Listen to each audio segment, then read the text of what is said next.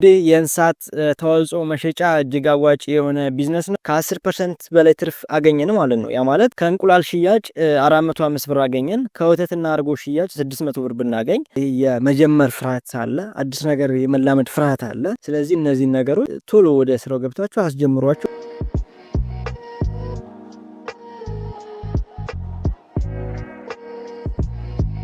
ሰላም እንዴት ናችሁ? ክቡራን ቻናላችን ቤተሰቦች እንኳን ወደ ታክቴክ ኤንድ ቢዝነስ የዩቲዩብ ቻናል ወደና መጣችሁ ለማለት እንወዳለን።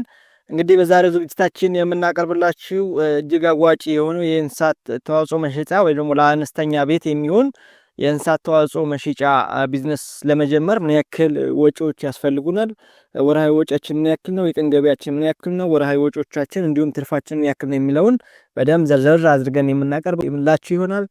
ክቡራን የቻናላችን ቤተሰቦች እንደተለመደው ቻናላችን ላይክ፣ ሰብስክራይብ፣ ሼር ማድረጋችሁን አትርሱ ለማለት እንወዳለን። እንግዲህ የእንስሳት ተዋጽኦ መሸጫ እጅግ አዋጪ የሆነ ቢዝነስ ነው በደንብ ከተሰራበት ማለት ነው። ስለዚህ ይህን ቢዝነስ ለመጀመር የመጀመሪያው ምን እቃዎች ያስፈልጉናል የሚለውን ካየን በኋላ በቀጣይ ደግሞ ወርሃዊ ወጪያችንስ ምን ያክል ነው የሚለውን እንዲሁም በቀን ገቢ ስንት እናገኛለን፣ ከወጪ ቀሪ ትርፋችን ምን ያክል ነውና እንዲሁም የት ቦታ ላይ ሄደን ብንሰራቸው አዋጭ ናቸው የሚለውን የምናይ ይሆናል ማለት ነው። ስለዚህ የመጀመሪያው የምናየው የእቃ መግዣ ወጪያችን ምን ያክል ነው የሚለውን እናያለን። እንግዲህ አነስተኛ የእንስሳት ተዋጽኦ መሸጫ ቤት ለመጀመር የመጀመሪያው የሚያስፈልገን አነስተኛ ፍሪጅ ያስፈልገናል ማለት ነው። እንግዲህ የአነስተኛ ፍሪጅ ዋጋ በአማካኝ አሁን እስከ 30,000 ከ30,000 እስከ 40,000 ባለው ውስጥ ነው ያለው። ሁለተኛው የመደርደሪያ ወጪ ነው የሚሆነው። እንግዲህ እነዚህ እንቁላሎችን የተለያዩ ባልትናዎችን ምናምን እንደረድርበት ቢያንስ እስከ 10,000 ብር ድረስ ያስፈልገናል ማለት ነው። ሌላው የቤት ማሳመሪያ ወጪ ነው። ይህ ማለት እንግዲህ የተከራየንን ቤት ሳናሳምረው ሳናድሰው ስራው መጀመር አንችልም። ስለዚህ አትሊስት የሆነ ነገር ዲኮር ለማድረግ የባነር የምናምን ማሰሪያ እንዲሆነን እስከ 5,000 ብር ድረስ ያስፈልገናል ማለት ነው። ሌላው የባልዲ የሲኒ እና ኩባያ የመሳሰሉት አሉ። ምክንያቱም እነዚህ እቃዎችን ቅቤዎችን ወይ ነገሮችን የምናስቀምጥበት እስከ 3500 ብር ያስፈልገናል ማለት ነው። አጠቃላይ እስከ 45,500 ብር ድረስ የእቃ መግዣ ወጪ ያስፈልገናል ማለት ነው። ቀጣዩ ምንድነው የሚሆነው? የወርሃዊ ወጪያችን ምን ያክል ነው የሚሆነው የሚለው ነው። እንግዲህ መጀመሪያ ያየነው እቃዎችን የምንገዛበት ቶታሊ የእቃ ወጪን ያየነው። አሁን ደግሞ ወርሃዊ መንዝሊ ሁሌ የምናወጣቸው ቋሚ ወጪዎቻችን ምን ያክል ናቸው የሚለውን እናያለን ማለት ነው። እንግዲህ በመጀመሪያ የቤት ኪራይ ወጪ ነው። ቤት ኪራይ እንግዲህ እስከ አሁን ባለው ከ10,000 እስከ 20,000 ድረስ ይገኛል። ምክንያቱም ለአነስተኛ የሆነ የእንስሳት ተዋጽኦ መሸጫ እስከ 10,000 እስከ 20,000 ድረስ እናገኛለን ብለን እናስባለን። ሁለተኛ የሰራተኛ ወጪ ነው። እንግዲህ ቁሞ የሚሸጡልን ሊሆን ይችላል፣ አንዳንድ ነገሮችን የሚያስተካክሉልን የሚያጸዱልን ሊሆን ይችላል።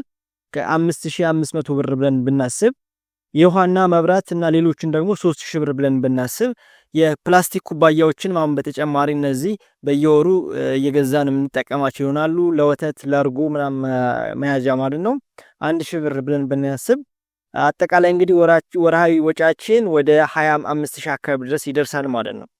ስለዚህ እነዚህ ወጪዎቻችን ሲሆኑ አሁን ደግሞ ወደ ገቢያችን ምን ያክል ነው የሚለውን እንይ።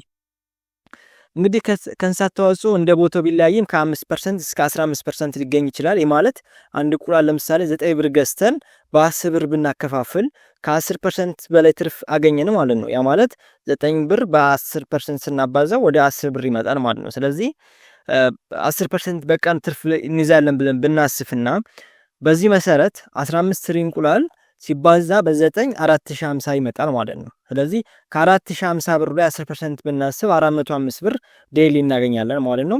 ከእንቁላል ሽያጭ 405 ብር አገኘን፣ ከወተትና እርጎ ሽያጭ 600 ብር ብናገኝ፣ ከሌሎች ተጨማሪ ሽያጮች 460 ብር ብናገኝ የቀን ገቢ ድምራችን 1,465 ብር ይሆናል ማለት ነው። ስለዚህ በወር እንግዲህ ቅድም ወደ 800 ብር ወጪ አለብን በቀን ብለና ሲቀነስ በ1,465 ብር ወደ 800 ብር የቀን ገቢ አለን። 800 ሲባዛ በ30 እናንተ አባዙት። ስለዚህ በዚህ መልኩ ትርፍና ኪሳራችን ማግኘት እንችላለን። ስለዚህ የእንስሳት ተዋጽኦ መሸጫ ቤት እጅግ አዋጭ የሆነ ቢዝነስ ነው ማለት ነው። ነገር ግን የቱ ጋር ሄደን ብንሰራ አዋጭ ነው፣ ምን አይነት ቦታዎች ላይ የሚለውን ደግሞ ማወቅ አለብን። ምክንያቱም ሰው የሌለበት እንቅስቃሴ የሌለበት ቦታ ላይ ከጀመርነው ላይሸጥልን ስለሚችል እንደውም ለብልሽት በመዳረግ ላያሰርፈን ይችላል። ስለዚህ የእንስሳት ተዋጽኦ መሸጫ ቤት ስንከፍት ሰዎች የሚንቀሳቀሱበት ልጆች አካባቢ ነዋሪዎች ያሉበት ቢሆን ይመረጣል ማለት ነው። ስለዚህ ይሄንን በማድረግ ስራውን መጀመር እንችላለን።